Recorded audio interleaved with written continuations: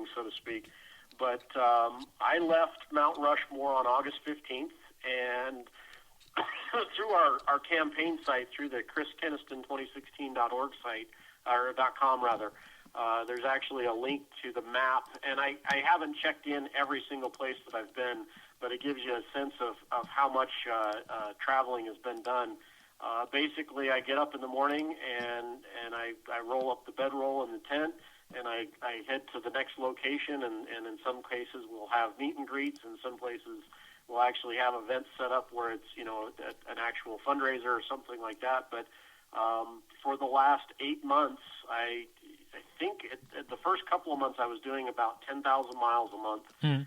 Since then, I've been slowing down a little bit because there's more events, and so I'm not covering quite the distance, but still just every day handshakes and introducing people to the concepts that they're not stuck with the lesser of two evils anymore.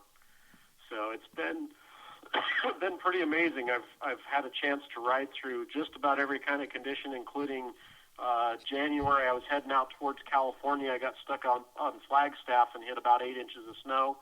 So that was a rather fun couple of hours trying to get up and over that mountain. But no doubt, just kind of part of the process.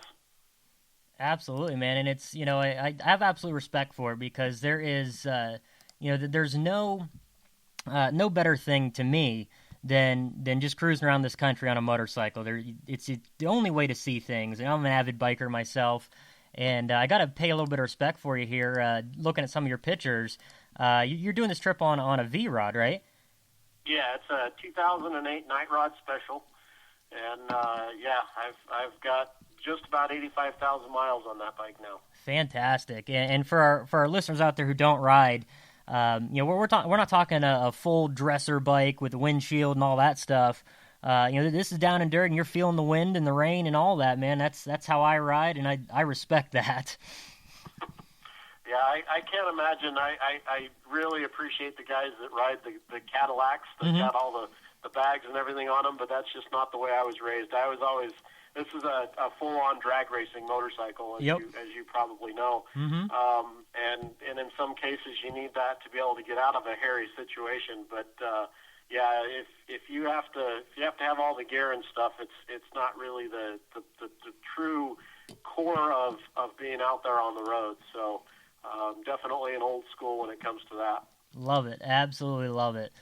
So you're out traveling and talking to people, doing the whole meet and greet type thing, and what sort of issues do people question you on and hit you up on most often?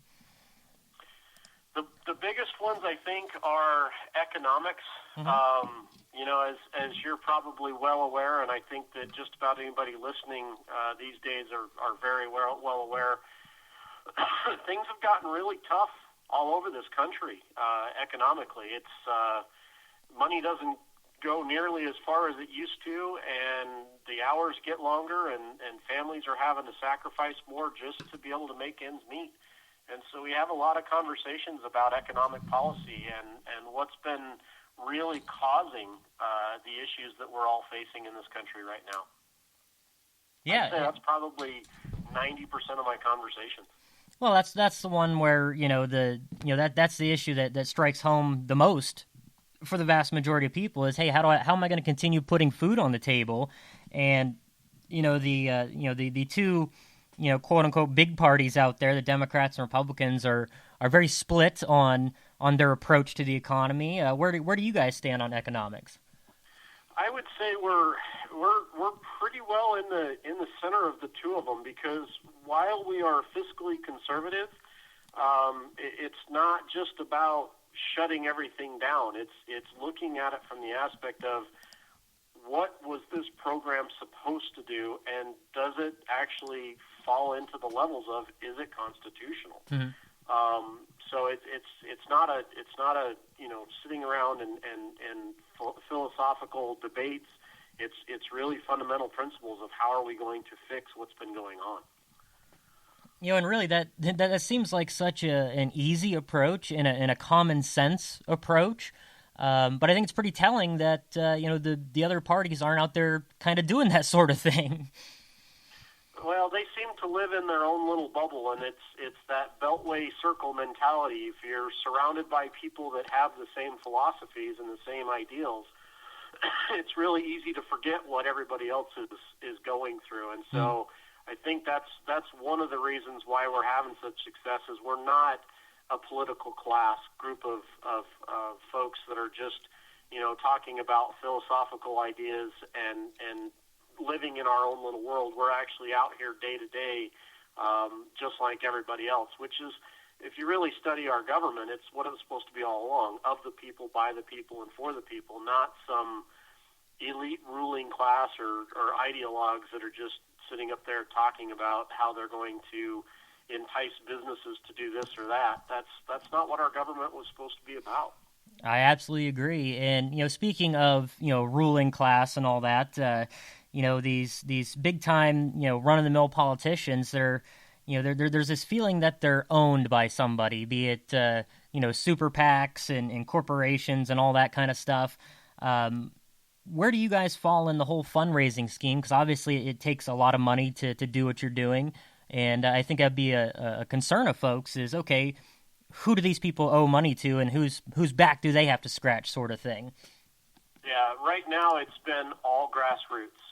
We are absolutely of the people. Most of us in the party are actually self-funding our own activity. So whether it's publishing brochures or putting out flyers, most of us are actively supporting our own venture here, including mine. I had a little bit of money squirreled away because I had been on the road doing some contracts and consulting, and so I've been paying my own way out here until about a month ago. I had some mechanical problems, and the party was able to reach out and get some of our followers and friends to pitch in to help me fix the bike.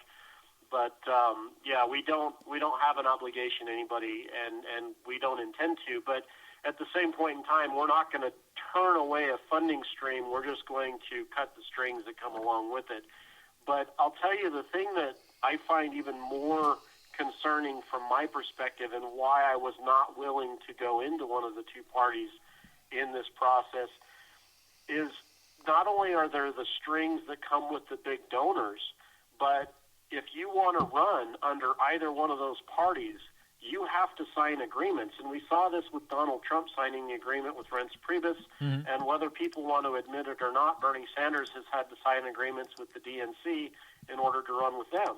And so at the end of the day, as these politicians come through that two-party process, there are obligations that they make to those parties.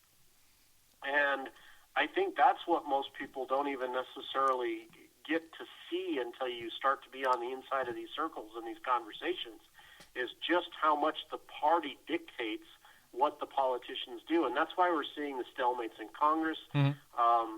It's really just absurd how much control party leadership has over what's going on in our government. And that's where I think that we've had this real breakdown.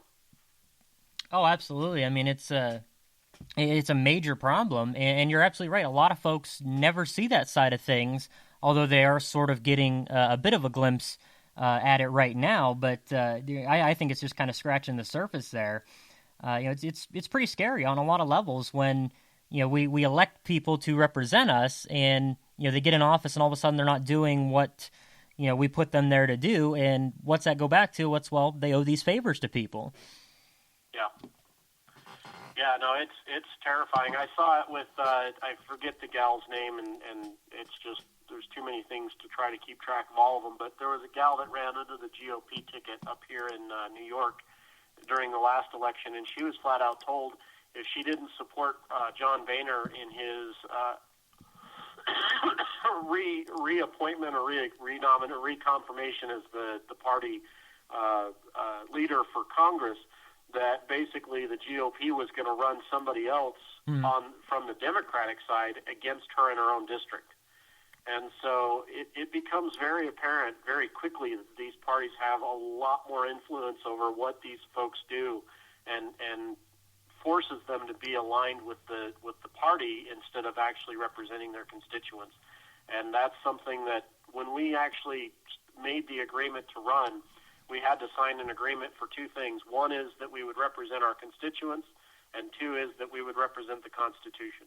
That's the agreement that we signed as nominated candidates for this party. And that seems like a fairly easy agreement to come to. I mean, it's that's supposed to be what it's all about. Supposed to be. Right.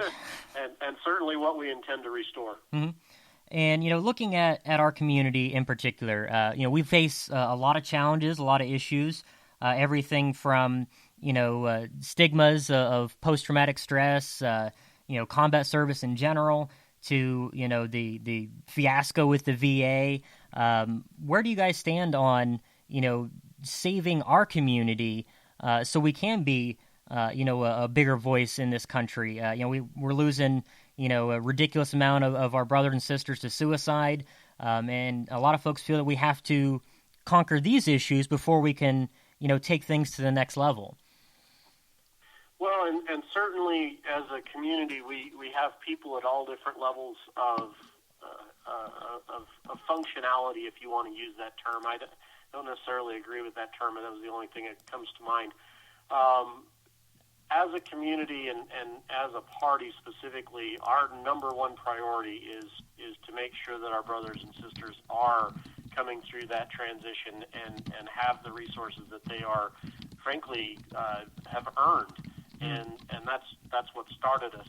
But to get into kind of some of the details, for instance, with the VA, accountability is the biggest aspect that we see wrong with the VA. There are people that, for a variety of reasons, both in the congressional oversight as well as the upper management levels of the VA, which we saw General Shinseki fighting before, or Secretary Shinseki, I should say, fighting before Secretary McDonald took over, is there are things that have been set up for decades that are preventing people from being fired for their actions, and that's starting to play out in the media now as well. We're starting to see more and more of that information getting out. But as a personal account, one of the things that I've been doing in my travels is I've been spending time with every veterans organization I come across to get a sense of what's working and what's not working, what are the barriers that they're seeing. And over again, what I find with almost all of these programs, there is a problem in our community that there is a ton of resources that people don't even know are available. Mm-hmm. And so about 5 or 6 of the different organizations I've been talking with over the last 2.5 or 3 years that I've been traveling is this concept of like an Angie's List for veterans. Yeah. Because we need something where people actually know where the resources are at. But the other thing that these programs tend to face is you have veterans, and for a lot of reasons, we have this idea that somebody else needs those resources more than we do. And so there's a stigma that we have to get over as a community, and we have to work together to work through, is just because you need help does not mean you're weak. And just because you need help doesn't mean that you don't need to help as much as the next person down the line.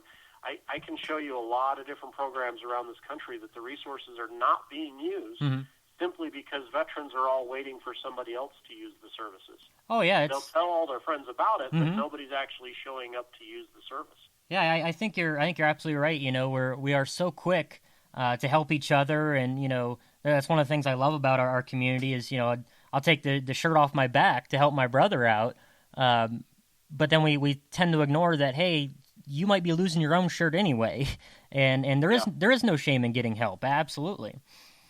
Yeah, and I mean, of course, there's the extreme examples, and the media likes to play off on those. There's the guys that are actually milking the system out there, but as a community, we pick up on that stuff incredibly fast, and so I don't worry too much about that aspect of it, but I do have to just address it because I know there are people that will. That's some of their first comments when we start having these conversations. But I think it's really important for people to understand that once you're out, it's no longer about your security clearance. It's no longer about all the things that have been told to you when you're fighting, that you got to just put on your big boy pants, your big girl pants, and soldier on.